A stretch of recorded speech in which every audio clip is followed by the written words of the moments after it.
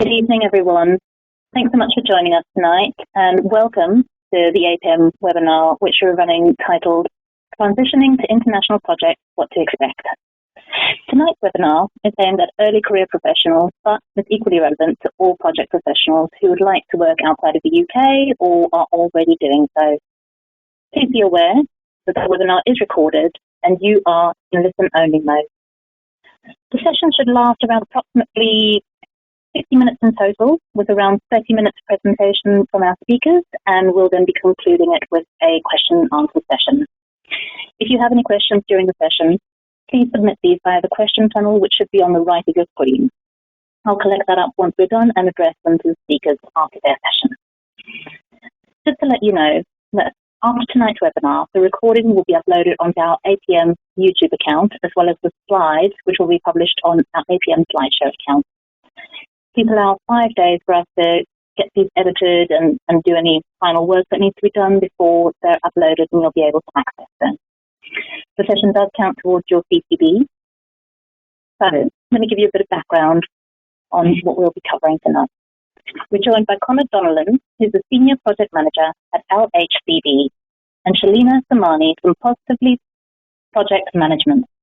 They'll be sharing their experiences and insights of making the transition from working as a project manager in the UK to working in international environments.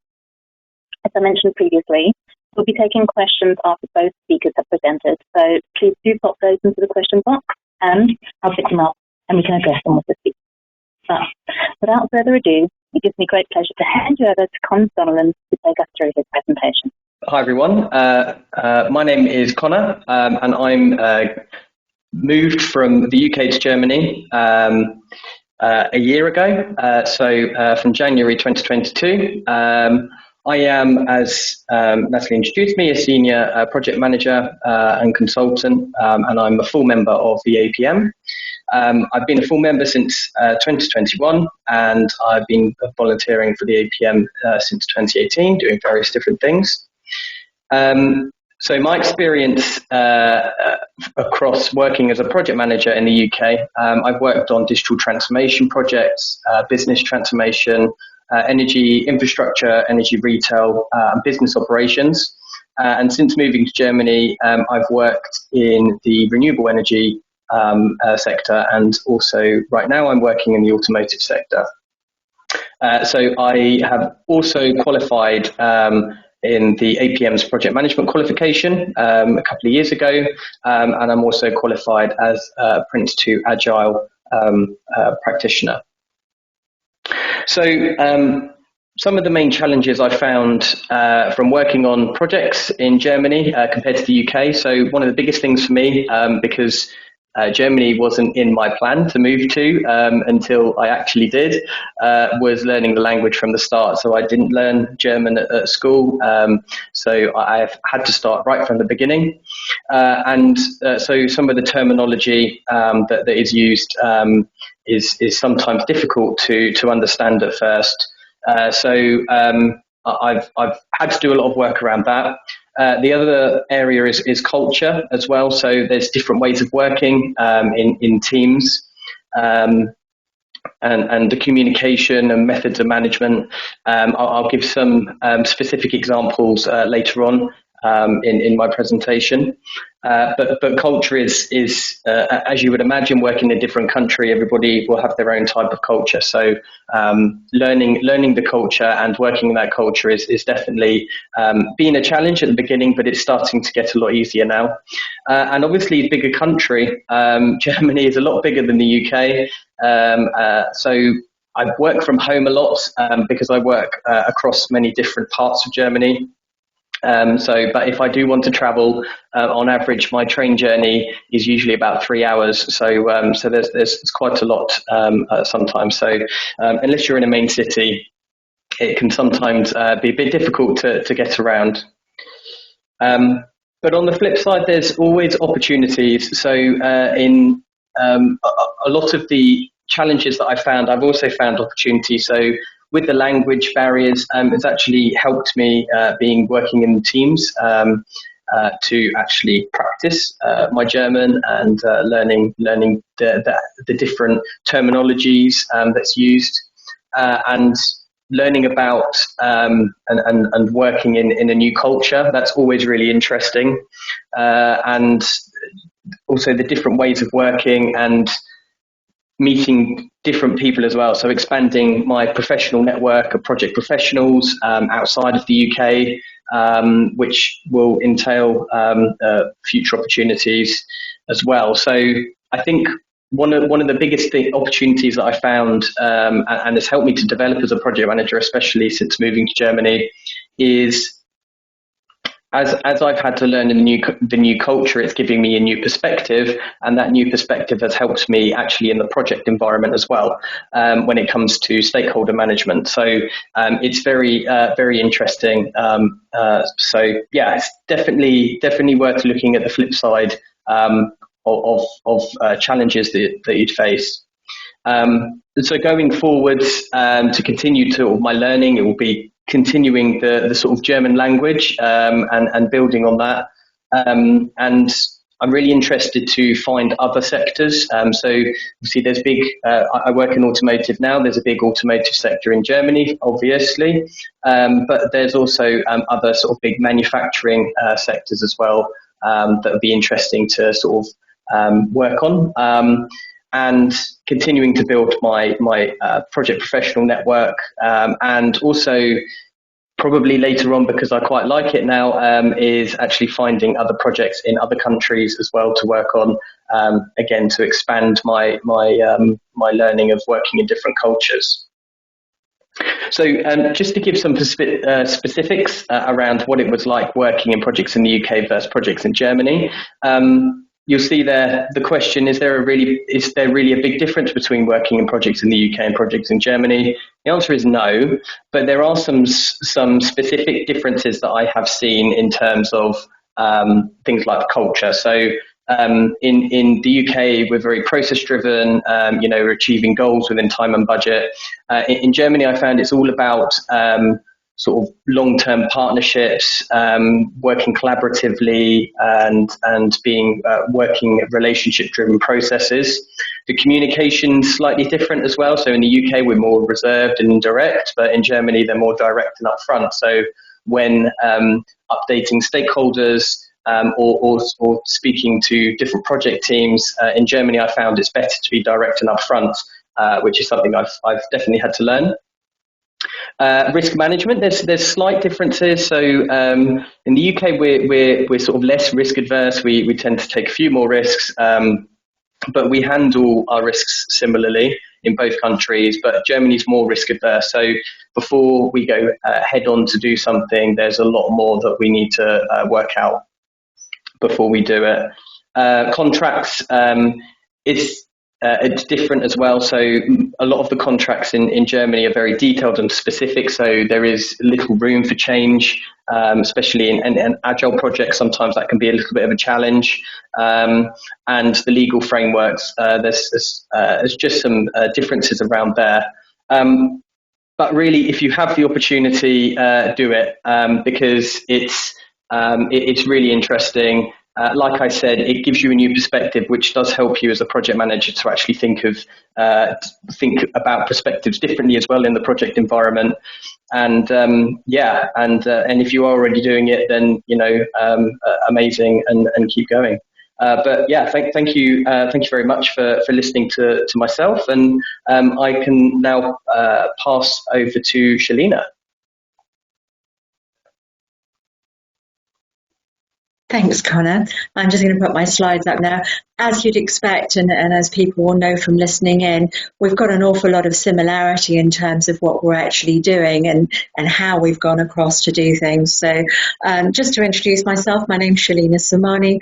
On my opening slide, I've just simply put some of the things that are important to me. So writing a book earlier on during COVID times, ziplining for the first time last year, and raising my now 24-year-old, who you can see in the middle of the screen there. I'm a fellow and a chartered member of the APM, and also a member of the Board of Trustees. So I have had an awful lot of time doing projects internationally.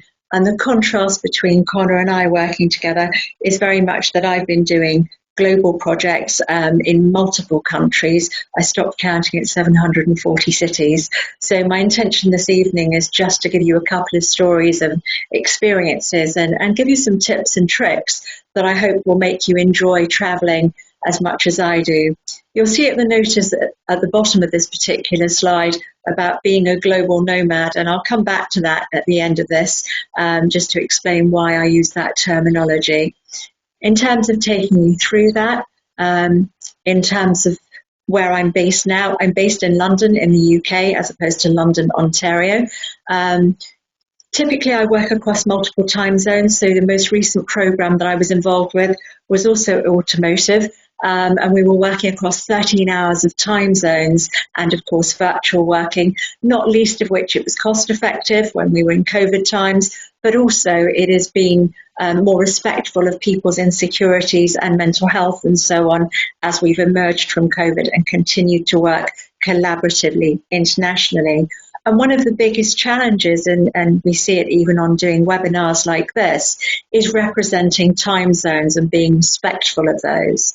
So one of the things that I always do when I'm running a project across multiple time zones is to produce a spreadsheet that shows all the different timings for the different time zones, and then I color code it so that people can say, well, this is an area that we'd like you to be flexible in, so it may be 6 o'clock in the evening on somebody's time zone, but equally there are red zones which say these are sleeping hours for people in these countries, so please can we be more respectful of when we plan meetings.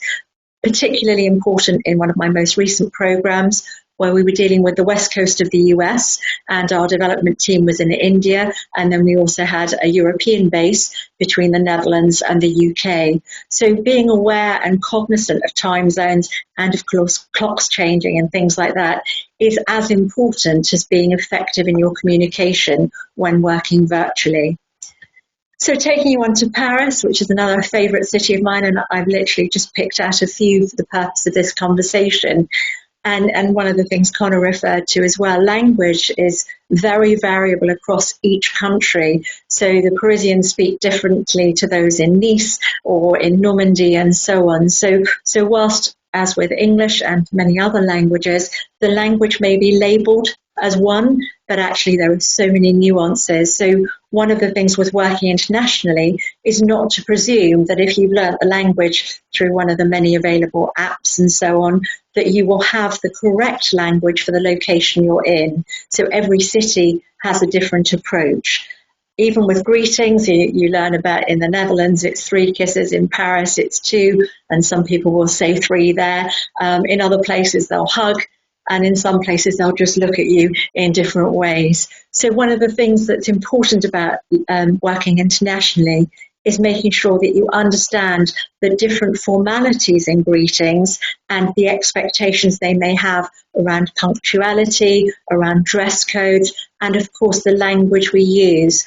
And the reason I've stressed language so early on in my presentation is we all, particularly in the project management world, use lots and lots of acronyms and terminology. And what that can do is exclude people. And that's the truth, whether you're in a monoculture and in a single language, or indeed working internationally across multiple languages.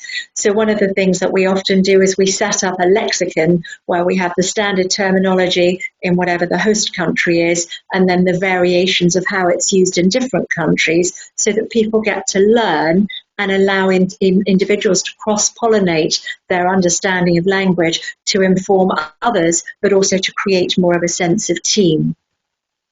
Going to Shanghai, one of my favourite cities in China, the nuances of language between Chinese and Canton and Beijing, my words have gone for a moment, and the food indulgences and the variety of things, and of course dancing in the city. One of my earliest experiences of Shanghai, walking around in the city many years ago now, more than 25 years ago, was coming across little courtyard areas in the streets where people would just have a boombox set up with some music and they would just dance, and you didn't need to speak the language. People would invite me to join in, and you'd find yourself dancing in the street. So one of the nice things about traveling and working internationally is to have experiences like that to broaden your understanding of language, your understanding of food, but also to take on some of the activities and engagements that they do in different countries, all of which makes the whole opportunity of working internationally much more exciting. So I've been fortunate enough across my time to coach people in different countries, to run training, facilitation, and deliver projects and programs, business change across all kinds of industry sectors. When I was in Shanghai, I was with Hewlett-Packard. Later, I revisited there with Deutsche Bank and people like that. So working with many different clients and many different industry sectors, one of the wonderful things about working internationally is the exposure you get to how differently things are done in each location.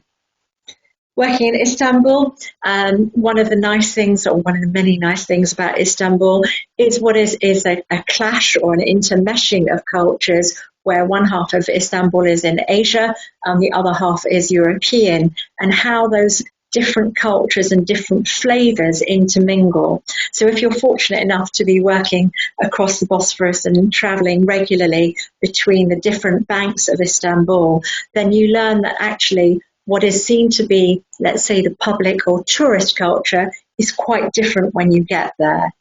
Economic climates affect things. So one of the challenging things about working internationally is to temper your reaction. It's very easy for me, being based in London, to take a quick trip across the Bosphorus and go, gosh, that's really cost effective. But actually for a local person, that can still be expensive. So I would urge you, when you are working internationally, to be sensitive to global stability and economic climates, not just as a project manager in terms of delivering your project, the business case, and of course meeting any spending or profit objectives, but also for the individuals you work with. Depending on where they've come from and their economies, they will have different perceptions of what's reasonable and what's expensive. So it's very important to be sensitive to nuances around the value of things, but also the cost of things. Moving on into New Delhi, I've worked in many places in India and travelled very broadly. And as Conor said, Germany's huge. India's even bigger and has multiple cultures, time zones and religions. So, for example, if I was working in France, it's not seen as a positive thing generally to talk openly about religion in a workplace. In India, we talked about it very openly, but again, it depends on the relationships you build and the confidence people have with you. So again, one of the privileges of working internationally is to learn about different cultures, whether it be food, religion, the way people choose to dress, very different styles in every single way. But actually, it's an opportunity to learn and broaden our understanding without judgment. So it's very much a case of how do you do things here, not that's not how we do it. And it's interesting to see how many people struggle not to enforce their methods when effectively you're a tourist or a global nomad in another country. So therefore your opportunity is to learn and adapt, not simply enforce. Going on into Mexico City, one of the many things that is interesting about working internationally is concepts about socializing. So some people are happy to go to the pub or a bar. Other people, where cultures are different sensitivities, then you're more likely to go to a tea shop or an ice cream bar. But it's important to remember that as a visiting project or program manager or facilitator to a different country, you have the opportunity to be an ambassador for our project profession. And that's about making sure that we represent ourselves ethically and professionally at every opportunity, and to encourage integration and common understanding through common language, through common behaviours, but most importantly through respect for the local cultures and preferences. So, for example, when I visited Cuba, we had to be very careful talking politically, but talking economically to people. It was interesting to see how tourism had affected their young people, their education programs, and indeed their expectations of lifestyle. So it's important as we visit and we learn from other cultures that we are respectful of what we're sharing about our own cultures and our own backgrounds. Going on from that into Tokyo, another favourite place of mine, it's a good opportunity of me to remind you about visas and currencies. One of the challenges of working internationally is often the bureaucracy that we face when trying to arrange work permits and things like that. It is actually your first opportunity to build bridges with people you're going to go and work with. So do seek help to understand visa processes, travel processes, the different festivals and holidays that take place. So in different cities in the same country, one city may have a festival or a public holiday where another may not. So the more that you are able to be humble and ask for help, support and guidance, the less likely you are to offend and the more likely you are to integrate with your project teams. Currencies can also be quite challenging. I spoke already about being sensitive to economic value and perception of cheap versus expensive. But there's also that thing about which currency you use, taking the time to integrate. Most people are using credit cards and some kind of plastic these days. But ideally, when you're moving around in a different country, it's always good to have local cash on you because, again, it shows your investment and your willingness to participate in the local community, not just enforce your own preferences. I thought I'd take us to Toronto to talk about some of the importance around language and freedom of speech. I mentioned earlier about being sensitive when to talk about religion.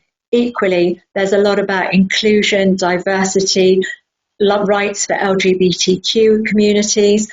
And it's important to recognise that in many countries you don't have that freedom of speech, and neither do your colleagues. So whilst if like me, you choose to be an ally and choose to be inclusive, you have to be careful how you demonstrate that inclusivity. Otherwise you can fall foul of legal liabilities, unlike Canada, which is pretty inclusive and pretty open and direct about these conversations.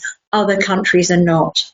So just summarising briefly here, the RAID log, of course, risks, assumptions, issues and dependencies. Think about that whenever you're working internationally, not just personally for you, but for your project teams, your sponsor, or even your host organisation.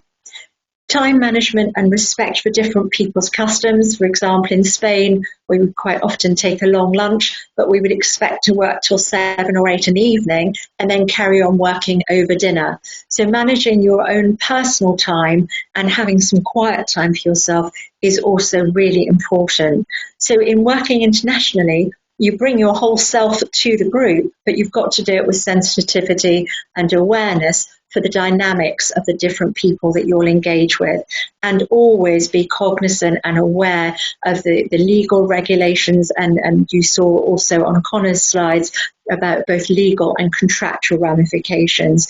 The slightest faux pas, shall I say, in terms of a behaviour could be seen as an insult, and it could lead to termination of the role that you're doing. Equally, showing humility, being willing to learn and adapt could increase your opportunities in terms of staying in a particular location or indeed travelling to many others. On being a global nomad, this is a term I picked up, over 20 years ago now. Nomads traditionally are people who obviously travel and have no fixed abode, which is how I was for many years as a contract project manager. But one of the things I respected about nomadic life was the willingness to go, experience, and do no harm. So having a very positive mindset about exploring and finding out about different cultures, but making sure you leave things either as you found them or improved.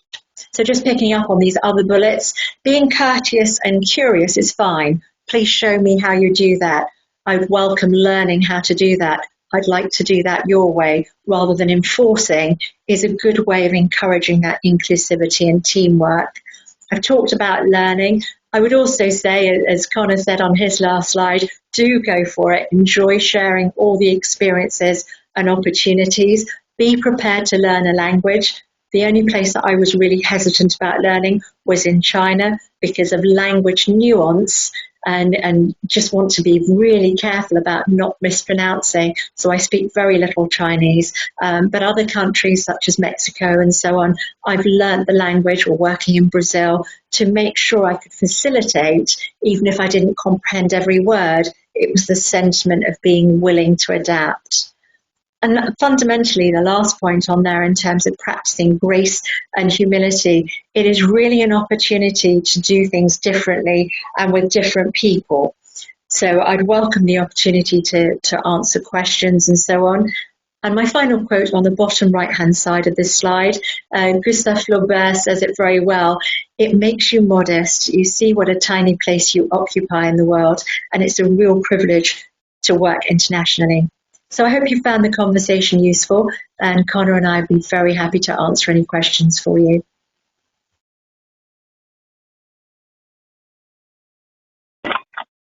Thank you so much, Sheilina. That's been absolutely useful to hear all your experiences. And my goodness, what a whistle-stop tour between all of those different places. I can only imagine how it felt to actually have lived through all of that.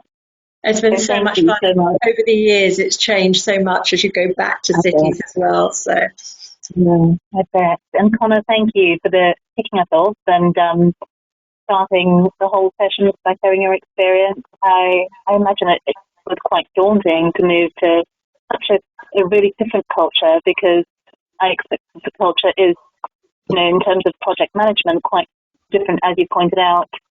The freewheeling kind of open access to doing things in the UK versus the very detailed way that things were in Germany. So I imagine that was quite an adjustment for you. I am just going to answer some questions now, or ask you to answer some questions that we have had to come in while the session has been going on.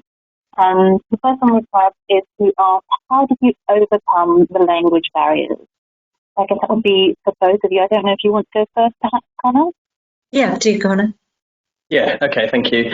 Luckily for me, Germany is one of the many countries in Europe that is very well educated in English. Lots of professionals I work with have a very good command of English. While I'm still learning German, but in terms of specific terminologies, it's just asking questions. So if there's things, it's like when you're learning project management and you go into your first role, there's going to be lots of acronyms and terminology you don't understand. And you'll always be told to go and ask questions, find out what they mean. It's the same with the language barrier as well. Just ask questions. And again, it's helping me to learn the language a bit more as well. So, yeah. Yeah, I would agree. And for me, there's so many different things. So, for example, when I was working in China, one of the things I did the first time I worked in Beijing was every time we were about to take a break, I asked a different colleague to teach me a new phrase. So even things like, we're now taking a break, or this is the end of the day, and having the opportunity for them to be the teacher of me rather than vice versa was a way of also laughing, because my pronunciation was appalling to start with. But then they helped me with things like jega and nega, which is this one and that one, which is really important when you're in a food shop and you have no idea what the vocabulary is. I speak French and German, so that's very easy, and I love learning. So for me, it's automatic. We were in Costa Rica last year, so I made sure I brushed up on my Spanish so I could hold at least simple conversations, being able to ask colleagues about their family and their friends or their activities, just to be able to engage and make some effort. And people are really forgiving if you do that. Other things that I did were, from a personal point of view, I had a picture of a pig with a cross through it because I'm allergic to pork. So one of the things I would do is when I was in restaurants and things, I would show them that and shake my head vigorously. And that helped with communicating when I simply didn't have the competence. The other thing that's really important is to allow people to work in their own languages. So when you're working with a project team, it's quite good to not always be presenting or having group discussions. It's nice to do breakouts so people can talk in local language and then come back and report in English. If you're fortunate enough, as I was, to be working in places like Brazil and Mexico, one of the things I did there was I would lead in English, and then they would discuss and facilitate in Brazilian Portuguese, or indeed in Mexican Spanish and Portuguese, depending on where I was. But presenting back, thankfully, when the languages are written down, a lot of the core words are still very similar. So then at least I could say, that looks like you mean this. Can you tell me a little bit more? And it reduced any concerns around confidence or my willingness to share. There's so many things to it, but there's a few tips for you. I think you raised a really key idea there around also making yourself feel included in what's going on without feeling like the outsider who's coming in and dictating to the group, but approaching it in a way that is humble. As you said, you're allowing the people who are there to share the knowledge with you and have that cross-pollination of things that you need to share and learn from. Thank you, both. Just looking at the next question, which we've had from Robin, I've asked, how is project management viewed in different cultures? Is it viewed as much of a key part of business as it is in the UK? Example, change management, is it viewed differently due to how young it is as a career? So I don't know if you could speak a bit about your experiences of project management in these various places that you've worked, Sheilina. Yeah, sure. So the first thing I would say is it's whether you're in a single language or multiple languages, it's about the energy you create with your stakeholders. So for me, it's always, first of all, what are we doing? Do we care about what we're doing? Do we think we can do it? And then the project management processes, I talked a bit about RAID logs and time management. The processes fall in depending on how much energy and enthusiasm and commitment you've created. So generally, for example, when I was teaching risk management in Beijing, I talked about the Forbidden City and how risk management's been part of Chinese culture for centuries. So therefore, for them, it was, oh, you recognize that we have all this history. So yes, we can work through this process because you've acknowledged that historically we've been doing this for years. And then I'm not introducing new processes or practices. I'm simply reflecting practices that have been established for centuries in that culture. And to give you a very different experience, in Brazil, it was such a challenge to get requirements locked down. And then to say to people, well, if I said to you, move house, and I'll just tell you where you're moving, would you be willing to go? And if you get there and find that there isn't a bathroom, basic human need, would you be delighted? Well, that's requirements management for you. So getting people to buy in, and then the processes are generally well received in my experience. Conor, I don't know whether you'd want to add to that. I suppose, it's probably similar to what you said there, Sheilina. I think in Germany, for instance, I think project management is taken quite seriously, and being sort of more risk adverse. It's done quite well. So methods are followed really well here. Especially when it comes to agile projects as well. There are always agile coaches employed to make sure that people are able to perform their duties correctly. So Yeah, I think it also depends on industry sector. So for example, regardless of which country you're in, certain industries, for example, financial services, are highly regulated. So processes must be followed and documentation must be followed. If you're working for an organisation that really invests in things like chartership or PPQ, as you already have, Conor, then what happens there is people want to do the professional ethical standards in order to fulfill quality standards, professionalism, ethics, and legal compliance stuff. Yeah. Thank you, both. I've got a question about time zones, which I'm sure lots of people working globally have to juggle and challenge. So John has asked, I work across multiple time zones within my role. I struggle to build relationships with customers in the Middle East. Do you have any advice? Oh, there's lots of questions in here. Should we go for the time zones one first? How do you build relationships with people when you're working across multiple time zones and you can't necessarily be connecting with them at the same time that you're awake and functioning? I don't know if you've had experience with that in the past? So many. I actually, before I had my daughter, and thankfully she's grown now, so I've kind of gone into that loop again. I actually adjusted my work day. So for example, we were doing a very, very large program of work where our developers were in India. And so I'd get up at 5 and I'd have the morning meeting with them in the early part of their morning. Then I'd take a couple of hours sleep so that by the afternoon, when the US or Brazil or wherever we were working came on board, I could spend time with them. And sometimes what I would do is I would say, right, let's organise a meal meeting, and we talk about what each of us had on a plate. And okay, it was my dinner time when it was their lunchtime, or it was my breakfast when it was their evening. And we laughed and shared. But honestly, as a project and program manager, it was essential for me to adapt to the timing of my multiple time zones. And in terms of mental health and well-being, it was really important to have gaps in my day, whether that was going out for a walk to get some sanity back, or even grabbing an hour or two's sleep so that I could be at least looking like I was awake when I was on the next call. But it's important that you adapt. And one of the difficult things about multiple time zones is whoever is funding it typically thinks everything should run on their time zone. So it's about educating the rest of the team to move their hours as well. Mm-hmm.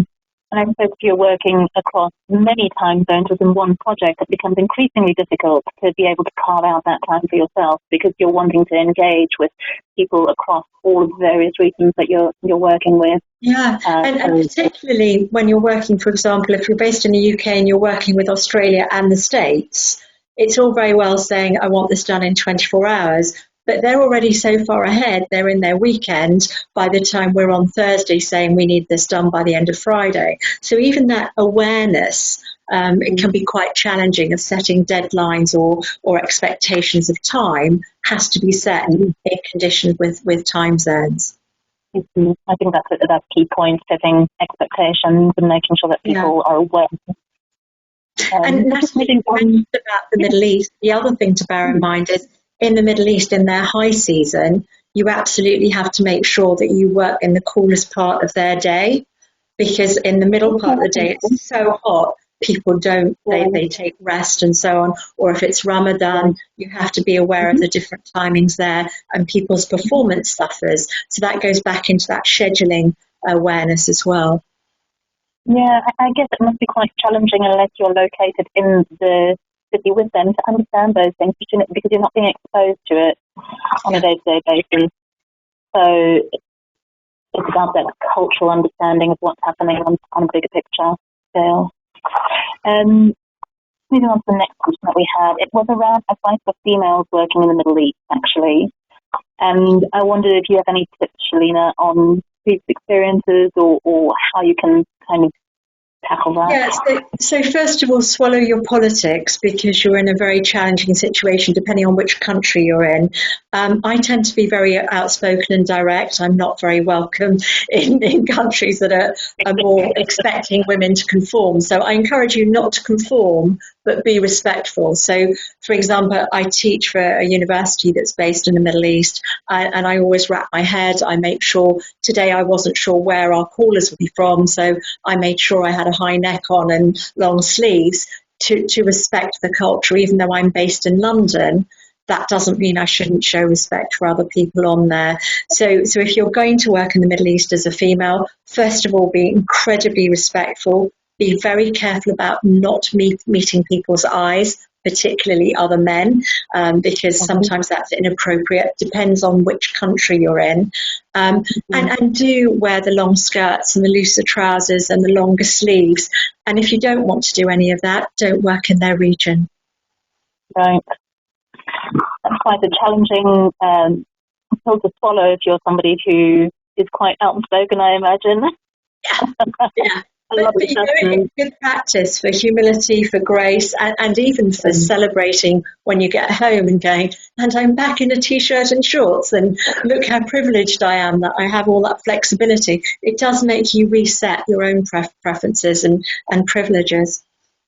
Yeah, and I guess you're also bringing your skills and your ability, which, in the one hand, is showing a different light of the female in that environment. But just by doing that and living that, you're already challenging perception slightly. Absolutely. And you do have to be careful. So, for example, if you're a female engineer, you still have to be quite directive, for example, in oil and gas. Whereas if you're working in an office space, you might be more inviting people to participate, inviting them or asking them if they could understand that or suggesting. So the different approaches, true in any culture, but particularly there, it's sensitivity to local law. Yeah, absolutely. Just moving on to another question. Somebody was asking whether the skills and attributes that you've acquired from working as project manager in the UK, is there anything that you've brought to your international working that perhaps has been a bit different, or that you could utilise to be more effective in different cultures? Conor, I don't know if you've had that experience working in Germany, having a different way of approaching things and doing things, and whether you've managed to leverage that at all. Yeah. So it's a little bit difficult to think of some specific examples. I think if I go back to the communication piece that I gave in my presentation, where when I said that people from the UK would tend to be a little bit less direct and a little bit more reserved, and that was I did a lot of stakeholder management in the UK. From different levels, and one of the big transformation projects I worked on was the UK smart metering program. And that was a government-funded program. So, part of the program that I worked on, I had to give weekly updates to government department about how we're spending their money, how it's going, and you had to be a bit reserved about if they came to you with unreasonable requests. You had to be a bit reserved how you respond to that. Whereas in Germany, it's more direct. You know, if you're not happy with something, you let somebody know, especially if they're your customer. You let your customer know if you're not happy. Now, I'm a little bit uncomfortable doing that still. But I've actually found a couple of times that when I've had to give status reporting or speak to customers with my sort of British hat on, being a bit more reserved, I'm able to work better with them. And my German counterpart has actually said that I've developed a better relationship with them by dancing around the bush rather than just throwing fire at them. So it's different, but again, everyone's different, but that's the sort of main thing I've seen so far. But yourself, Sheilina? Yeah, there are so many ways this conversation can go. So if I go, for example, working in Thailand and Indonesia, there it was about permission to laugh, to be direct in your thinking and to raise opinions and suggestions. So one of the things that I've used an awful lot is De Bono's 6 thinking hats, but using it with pen colours to get people to talk from different perspectives. So in certain countries, it's seen as negative if you say about risks, for example, or issues. So giving people permission to tell the truth, and that's a phrase I use a lot within the project team. Permission to tell the truth is really important, but equally going back to sponsors and saying to them, I tend to be very forthright, so here it is. I'm not looking to offend you, but I don't want to leave anything misunderstood. So I will be as direct as possible so that you don't have to seek clarification, but I'm not British born. I live here, but I'm born to Africa. So I have different rules around life and communication than the average Brit. So my globalization, my global nomad hat, I say to people, I am a global tourist. So therefore, educate me, inform me, but I'm still me. And that allows other people to speak out. So even conversations about LGBTQ, allyship and things like that, mental health, gives people permission to talk about how they really feel. In other cultures, that's not normally done at work. That sounds really interesting to open up those conversations and quite exciting to be able to explore that a bit. Yeah. You really are a global nomad, aren't you? You've Very moved much around so. everywhere. I'm conscious that we're coming to the end of our time, so we've just got a couple of questions that I'm going to throw at you. Richard asked, what is the best project management technique that you have learned from different cultures? Oh, where do you start? First of all, there is no single technique. It's the classic project management answer of it depends. So in some cases, it's about having patience. So, for example, if you're working in India in monsoon, don't expect people to be punctual. Do expect the power to be out, and so on. But then you learn to see the opportunity, and you learn to capitalize on what little you have. And I think, of all of the project management experience I've had, it's the humility of doing a lot with less, which we're always asked to do more with less. But even in the simplest of circumstances, it all comes down to interpersonal skills, communication skills, people management. Right. How about you, Conor? Have you had anything that you've learned from your time in Germany? Yeah, I'd say it's similar. So actually, my first 3-month contract when I first moved to Germany, I worked in onshore wind for GE, and I was working across Europe. And it was actually, so my first project that I was given was a wind farm in Ukraine just before the war started. And then as the war took forth, that we then had to sort of change the whole the way the project was run, because the Ukrainian team wanted to keep developing. They obviously wanted to keep going, but we had to be very mindful of the impact. What we've seen recently about energy infrastructures being targeted and things. It was we had to make sure that there was security for the team working there. So actually building these wind farms that they weren't going to be targeted in any way. So it was actually quite scary actually, and it was my first project as I came to Germany as well. But yeah, and actually working in Germany, it's again, German's very punctual, so everything is done quite on time, and it's a bit of an offence to be late with something. So things like delaying a project, where in the UK we're a little bit more like, oh, okay, we have to delay. It's not great, but we can do it. In Germany, it's a big no, we don't want to delay this sort of thing. So yeah, it's Sounds like the Ukraine challenge has been thrown in the deep end, quite a big thing to have to take on for your first role. Gosh. So I'll just move on to our last question then from Kerry, who has asked whether do you find that your own Myers-Briggs character aligns more to some cultures than others? And have you seen in your team that their Myers-Briggs affect their ability to adapt? I don't know if you're followers of the Myers-Briggs, if you're familiar with the format. Is that something that you are aware of in yourself, and do you think it impacts how you interact with other cultures at all? Conor, do you want to go first, or would you like me to? I'm happy to go. So I mean, it's so I don't know too much about it, but just to answer the question, I think a lot of the times, even a year now, I still feel very British in my team.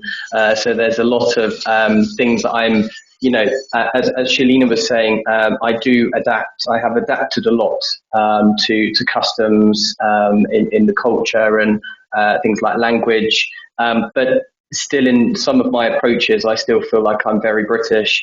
So it has had a little bit of an impact when I first joined teams. So when it comes to sort of forming new relationships in teams, it can be a little challenging. But I think once both sides, once myself and the rest of the team understand, it's a little bit different. I mean, they're sort of main German teams, but when I've worked in a sort of multicultural team, which I do on occasion, it's a little bit different. So it's a bit more, we're learning about each other's sort of cultures and how we can work together closer as a team. Thank you. Do you have an insight at all, Sheilina? Yeah, I would just wanted to pick up on one thing, which is about the multicultural, multinational thing. You can be in a multicultural team who all come from the same geographic location. So I think it's really important that hidden minorities, hidden differences exist regardless of what people look like. So you've always, if you've got more than one person in a room, you've got multiculturalism, whether you see it or don't.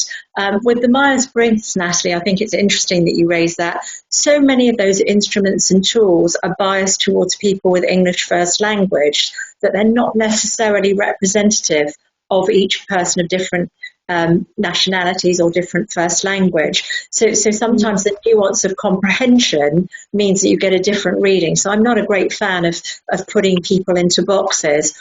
What I do look at, and I have training in neurolinguistic programming as well, is how people describe things, the level of detail they use and things like that.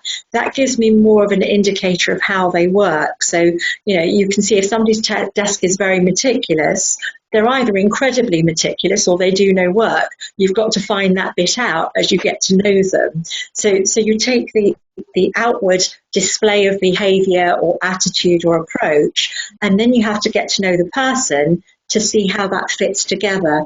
The label doesn't necessarily mean what it says on the tin. So it's really important to integrate out my own perception, their behavior, and then a conversation to find out why is that there. Because sometimes those configurations, be it Myers-Briggs or any of the other tools around, are dependent on education, family, exposure to international or multinational environments. And given the opportunity, people will morph if you just give them opportunity and permission. So I tend to stay away from boxes if I can.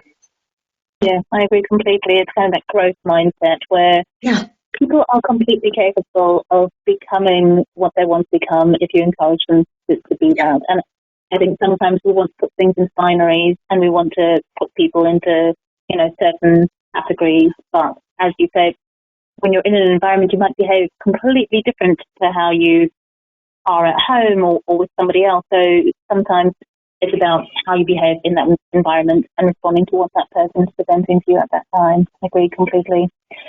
I think that pretty much brings us to the end of the session. So thank you so much, both of you. That's been really, really fascinating to hear about your experiences and to talk to you. Thanks for giving your time and sharing your experience. And I'm sure that the people who've been watching have also valued it as much as I have.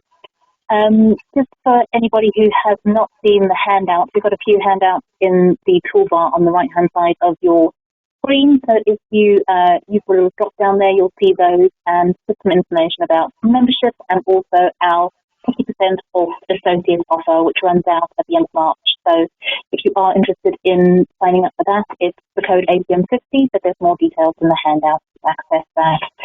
And that pretty much brings us to the end of the session. So thank you everybody for joining us.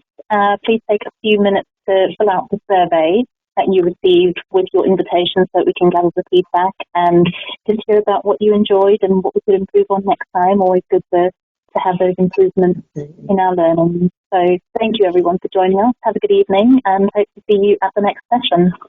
Goodbye everyone. Thanks everyone. Thanks. Bye-bye. Thank you. Bye.